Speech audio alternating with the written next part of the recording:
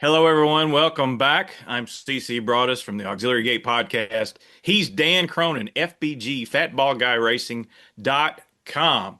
And we're going to talk about a Kentucky Derby long shot contender that we both think has a big chance on the first Saturday in May. We're talking about the Puma, a son of Essential Quality out of a declaration of war mare. Essential Quality, you may know, won the Kentucky Derby, or excuse me, finished fourth in the Kentucky Derby, won the Belmont Stakes, won the Travers, eventually finished third in the Breeders' Cup Classic.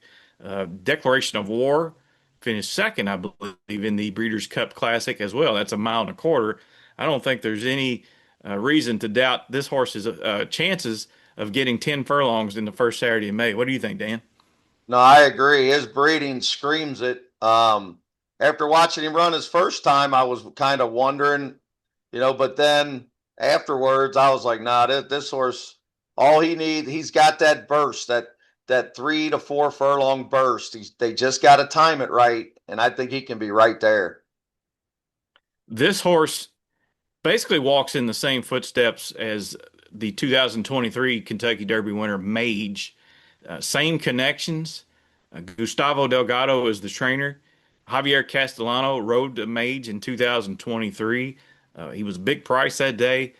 Really came to hand on that first Saturday in May after a narrow defeat at the hands of Forte in that Florida Derby. Of course, Forte was scratched the week of that year's Kentucky Derby. That probably helped helped Mage's chances.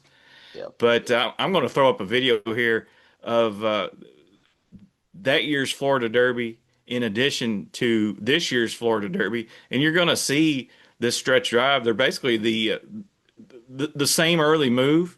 Both get to the lead mid stretch, and both horses are run down on the wire. So the similarities are endless. It seems like with this horse. Well, there's been a weird trend going on lately about horses that didn't win their prep winning the Kentucky Derby. So I think they said 4 out of last 5 or 5 out of last 6 or something.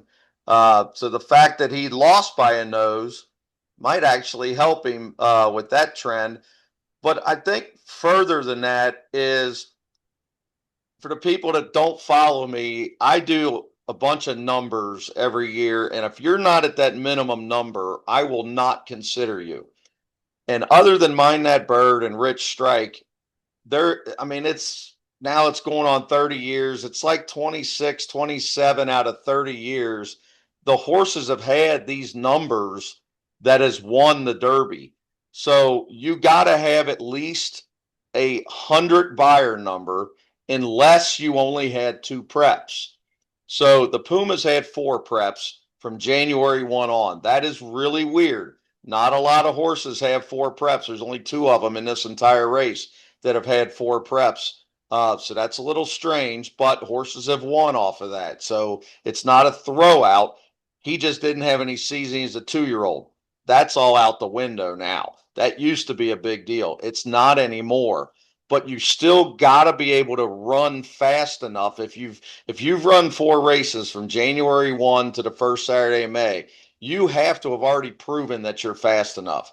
Well, he's already proven it. 100 number, 100 Briz, 100 Buyer, a 5 1/4 Rag are fast enough to win the Kentucky Derby. Now, will the Buyer and Briz somehow end up 105 if he wins? Of course, they're going to do that. They're not going to give him 100, but that doesn't mean he actually ran any faster. But the 5 1/4 Rag is proof in the pudding that that number is legitimately fast enough to win the Kentucky Derby almost every year. Last year, it would have been the favorite. This year, he's going to probably be in that 12 to 1 range, unless somebody gets scratched to the top 4 or 5 horses. And barring him drawing the 1 hole or even the 2 hole, I think he's an absolute legit contender. And I love horses that the further they go, the higher the number goes. And so when he went a mile 16th, it was a 94. When he went 7 furlongs, it was an 86. When he went a mile and an eighth, it was 100. So every time he goes further, he's getting faster. And that's a huge thing when you're adding another furlong. And I think Castellano is going to make an early move. He always makes an early move. So I look for this horse to be making the first run of Renegade, of Chief Wallaby, of Commandment, barring him getting in trouble. I think you're going to hear Travis Stone screaming the Puma on the turn, and that's usually a good thing in the Kentucky Derby. Speaking of his past performances, his running lines, his company lines, are basically a who's who of this year's Kentucky Derby. He was second to Chief Wallaby on debut. He was third in the Sam F. Davis behind Renegade, who will be maybe the post time favorite. He Yep. won the Tampa Bay Derby over Further Ado, who will likely be the second or third choice in the Derby. And then in that Florida Derby, he was second a nose to Commandment, who will also be one of the top three choices in the Derby. So, this horse is in just four starts this year, he's danced every dance and he's held his own. So, in my Well, and opinion, the thing to remember, and I don't know if you can find this or not, but if you go watch the Sam F. Davis from about the half mile pole home against Renegade, when a lot of people online are going, well, Renegade kicked his butt. Hold it. Go watch the replay. Renegade got the dream trip, sat in the back, circled him, never a straw in his path. Meanwhile, Puma checked and checked and checked and checked. I mean, this horse checked so many times, I thought he was on payroll. I mean, this was unbelievable how many times he checked. So just go watch that, and you're going to see why Gonzalez is no longer on this horse and JJ Castellano is back on, because that was a miserable trip. Miserable. And I think there's a lot to be said for that, because since then he's got a win and got nailed on the last step last time. I think, I mean, 12-1. I mean, there's so many horses that this horse reminds me of, a Thunder Gulch type horse that is going to get overlooked in the wagering, a little ET type horse that 12-1 is going to happen. It's going to happen. And again, unless somebody gets scratched. Further Ado, Renegade, Commandment, Chief Wallaby, Even So Happy, or the European Dan and Bourbon, they're all going to take money.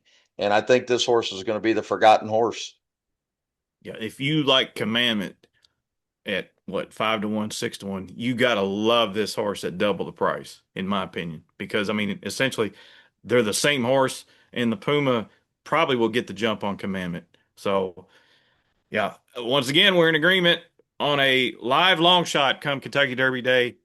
Stick to this channel for more insight on Kentucky Derby contenders. Go to fatballguyracing.com if you're interested in uh, uh, just everyday horse racing analysis and picking winners and learning a little bit more about sport. Listen to the Auxiliary Gate podcast. We'll be doing pods all the way up until Derby. Uh, Catch us soon. We'll see you next time. Everybody have a good evening.